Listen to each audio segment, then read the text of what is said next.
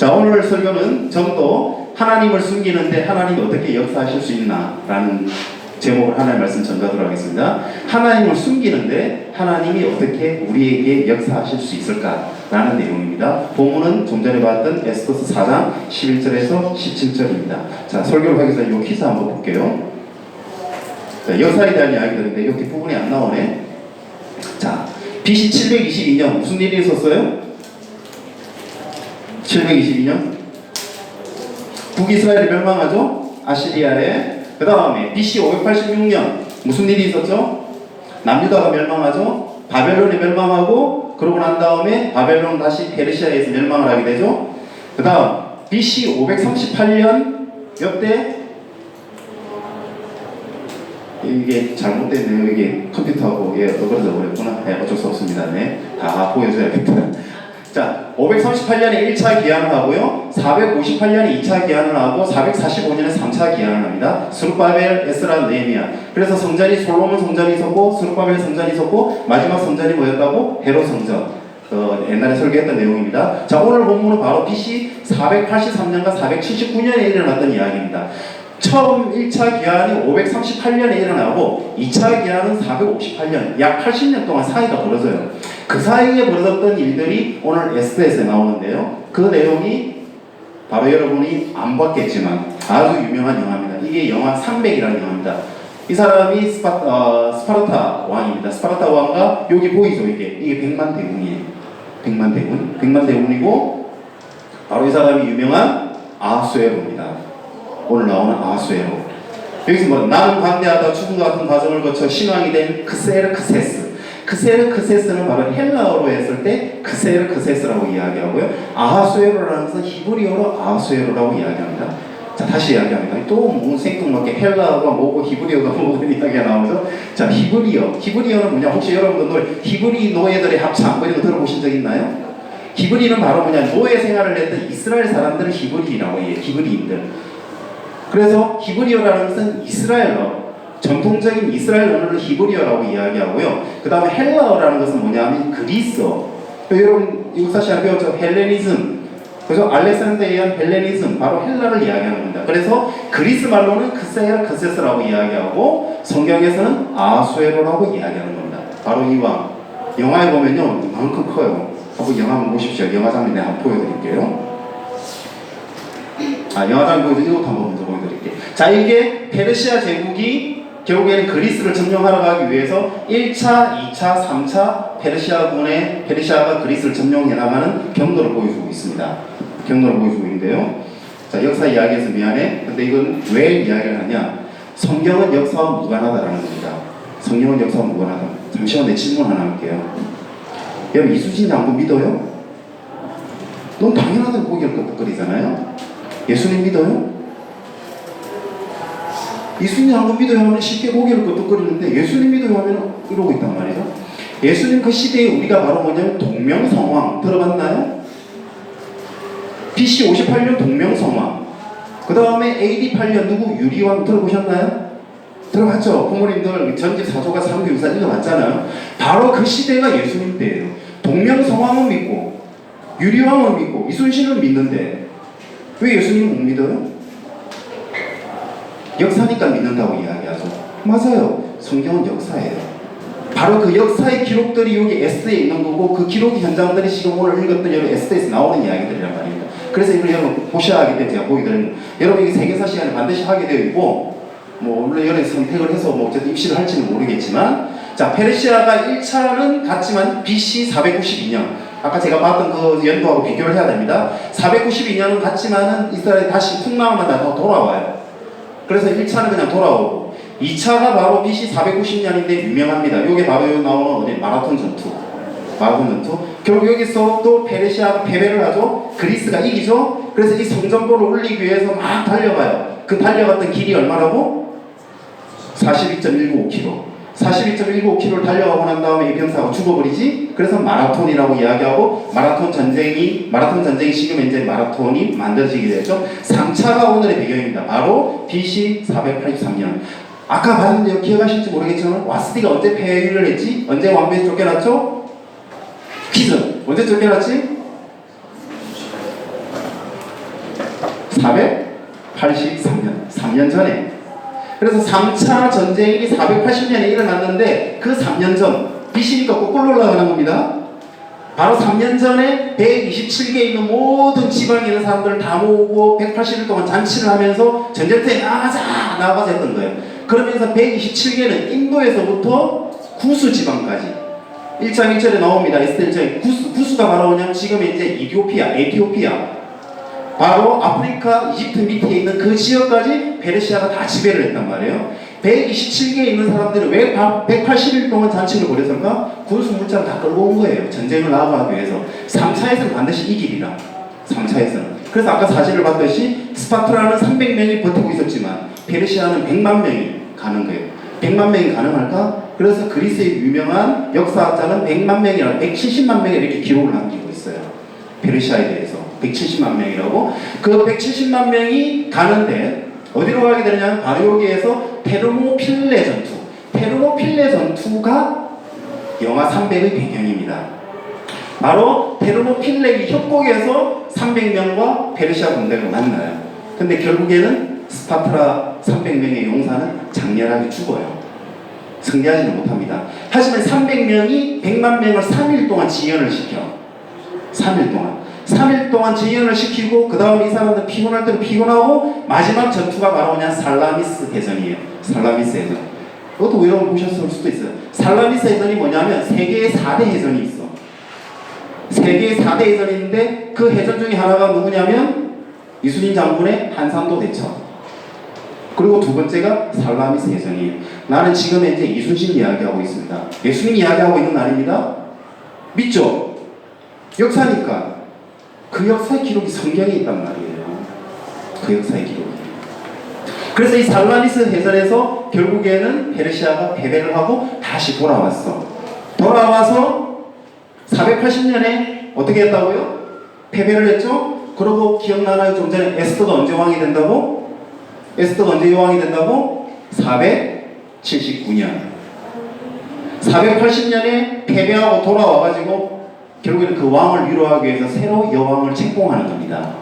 그래서 1장 2장 1절에 보면 뭐라고 나와요? 그 후에라고 나오는 거예요. 그 후에. 그 후에라는 자체가 483년에서 479년 그 4년의 사이가 흘러갔던 겁니다. 잠시만요. 이쪽에 구불구불하고 졸고 있는 애가 있어가지고 영화 하나 보여드리겠습니다. 너무 좋나? 이것도 안 나오네. 네. 여기 네. 자, 영화 한번 보자. 이게 394호의 화살이 날라오는 겁니다. 100만 명이 쏴도 화살입니다. 이게.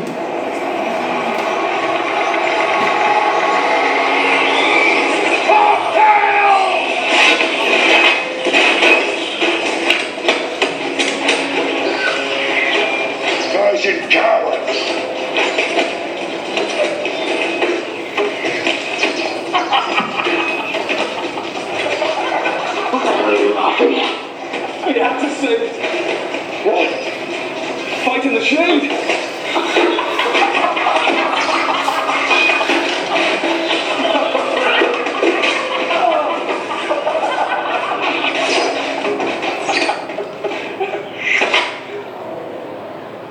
Recover!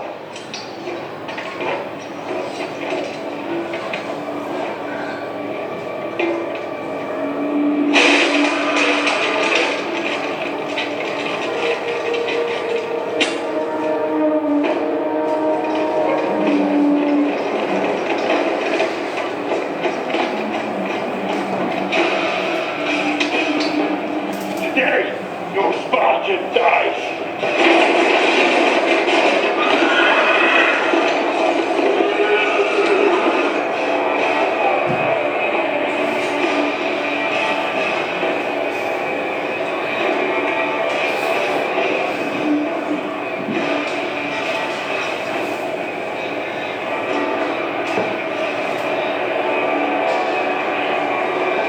Easy, son.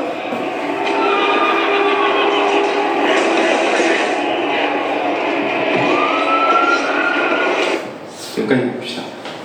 이 뒤에는 너무 리얼해. 막 목이 날아가고 너무 리얼하게 표현해가지고 이건 19금 영화예요. 이 장면 때문에. 자, 요란 역사적 배경에 의한 에스더가 나오게 되는 겁니다. 자, 다시 한번 봅시다.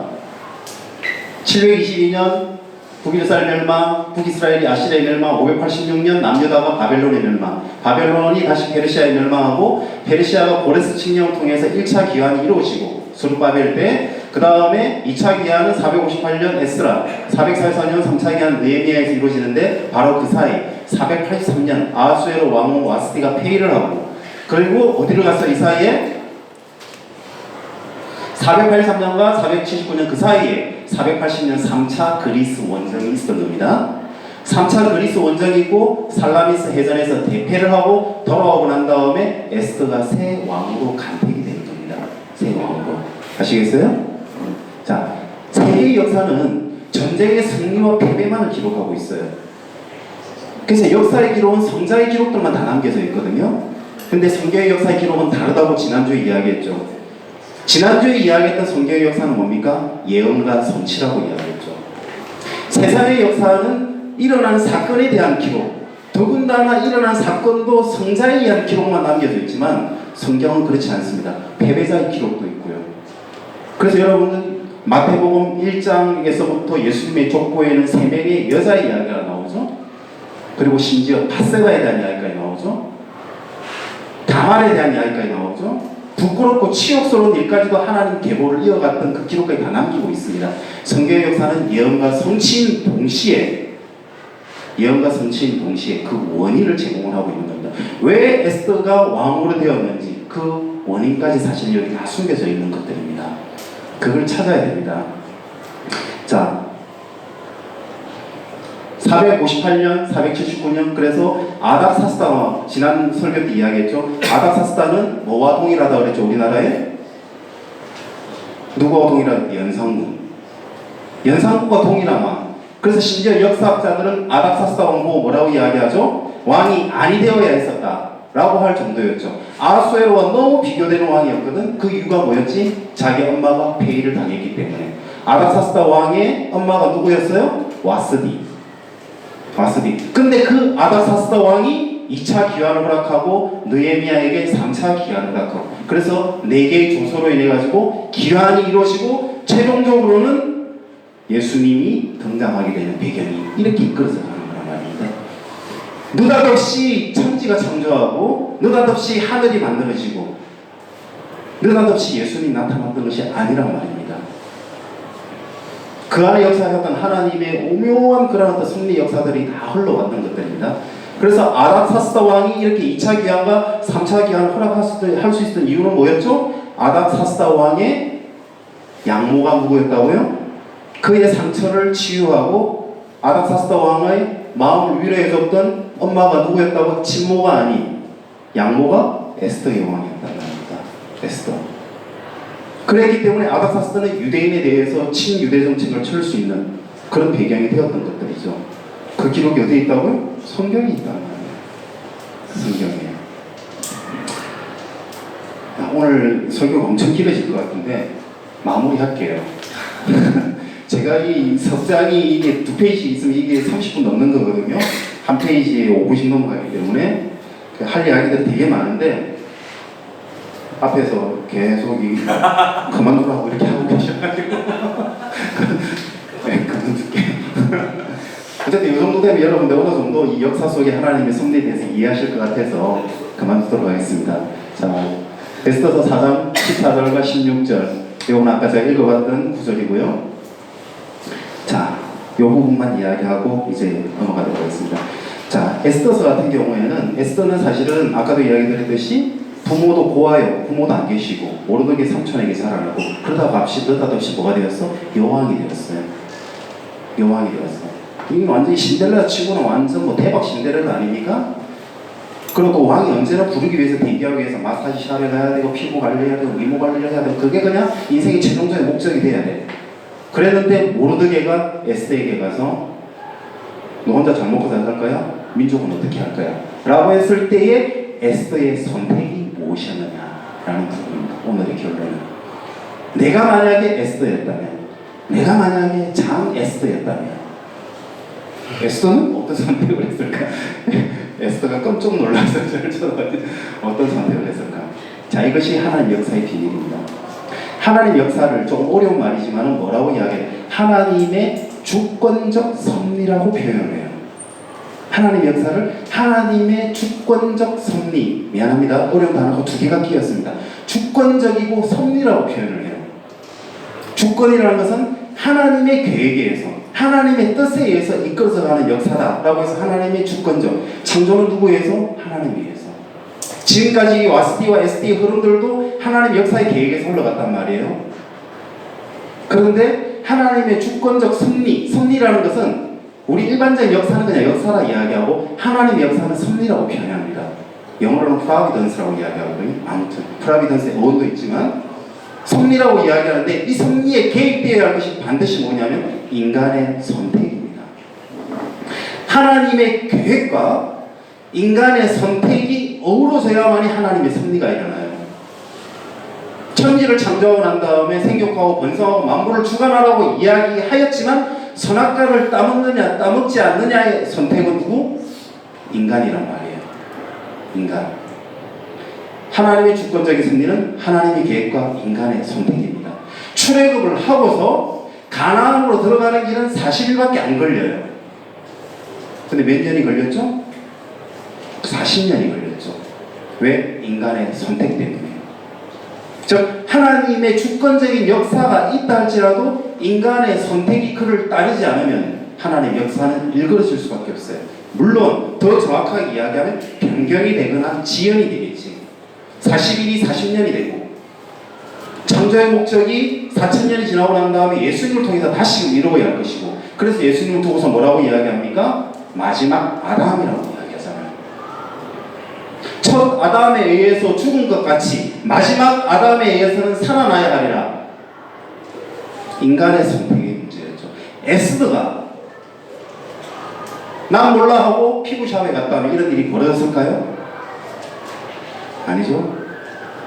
에스더가 죽으면 죽으리라 선택을 했기 때문에 이런 역사가 일어났던 겁니다.